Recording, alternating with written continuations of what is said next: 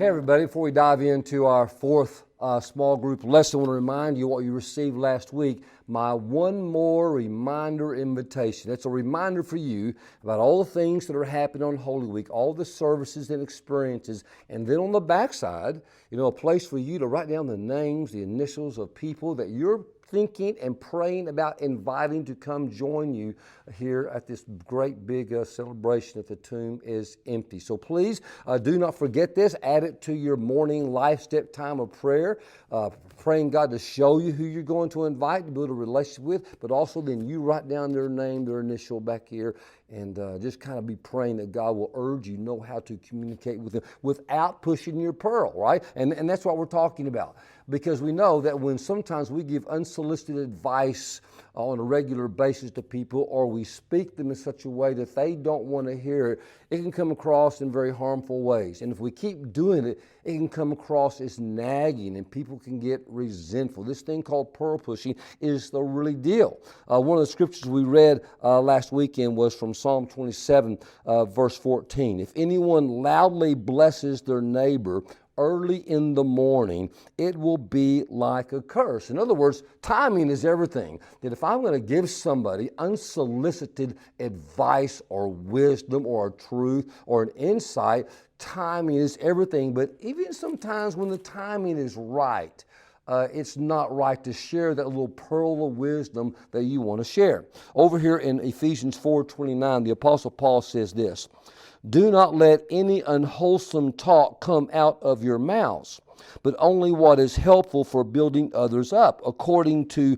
their needs, that it may benefit those who listen. So any unwholesome talk, that is any judgment, that is even noticing the speck in someone's eye, that is you giving your unsolicited advice or wisdom to someone, but only what is according to their needs, which builds them up, the person who is listening. Have you ever had someone give you unsolicited advice or wisdom or insight or anything, and they gave with the intent, they thought you needed it or it would build you up, but you didn't think you needed it and you didn't feel built up? Or let's reverse that.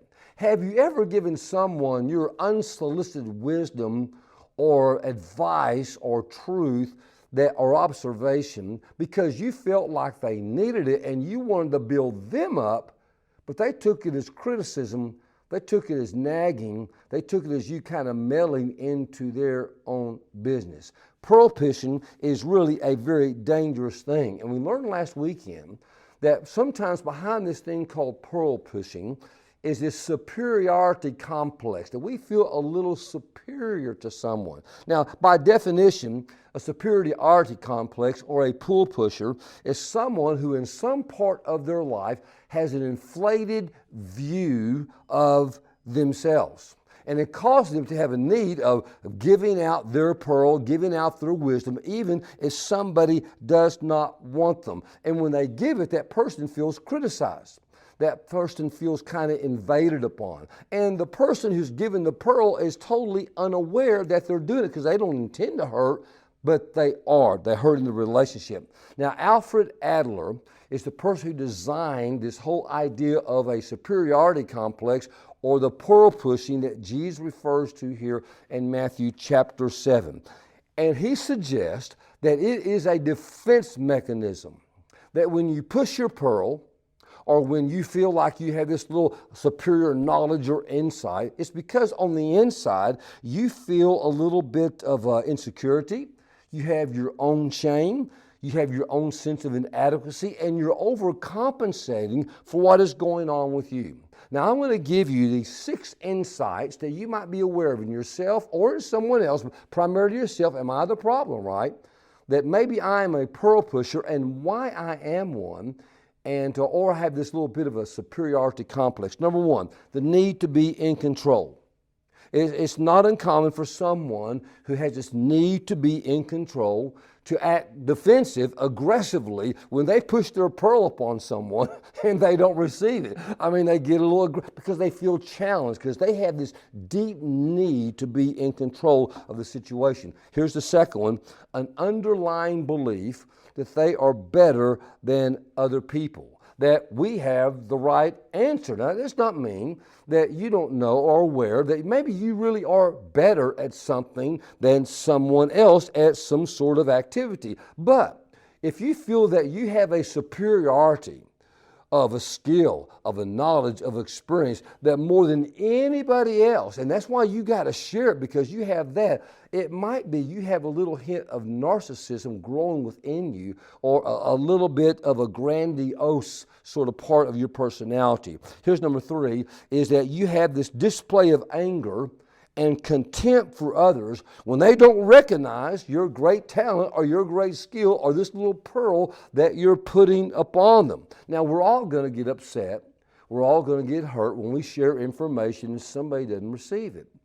But someone who has this complex of always pushing their little pearl and someone doesn't receive it, often they'll erupt into a tirade of arrogance that they just can't believe. It's righteous, almost indignation that someone is not receiving well the pearl they're trying to push. Number 4 is they often have an inability to receive feedback themselves.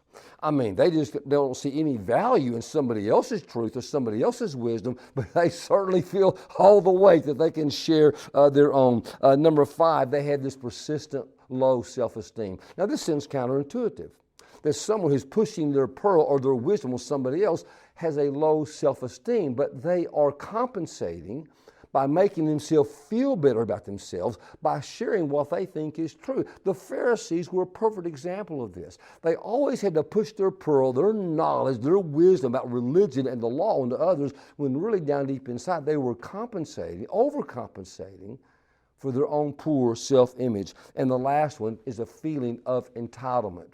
That these people who push their pearls, sometimes they just feel by their presence in the world and that just being here, that they deserve the recognition of more love, more recognition, more approval than other people. And not only that, they are entitled to share their pearl of wisdom and knowledge to other people. So how do we respond? How do we respond to someone who's always pushing their pearls upon us? Well, Jesus tells us in the opening verses of Matthew 7. He says, verses 1 and 2, he says, first, don't judge them. Just don't judge them. And then he tells those next couple of verses, don't try to pick the speck out of their eye. Don't be focusing on that. Always be looking at the plank in your own. And then, thirdly, we learned last weekend, as Chris, what he shared about just seek God first. Just, try to seek God direction for you, even in that pearl of wisdom that they're giving you that you really don't even want. I think the perfect example is Jesus. How did Jesus respond? He responded with patience. He responded with an empathy. He responded with a sense of agape love, working and willing for the good in these other people's life. Jesus, who was the way, the truth, and the life. Jesus, who was perfect in any way. Jesus, who was sinless. I mean, he is God incarnate. He is wisdom incarnate. He is full knowledge incarnate. He was not a pearl pusher himself. In fact, we read in Scripture over in the book of Revelation, Revelation 3, verse 20, Jesus says, "Here I am, I stand at the door and I knock. And if anyone hears my voice and you open the door, then I'll come in."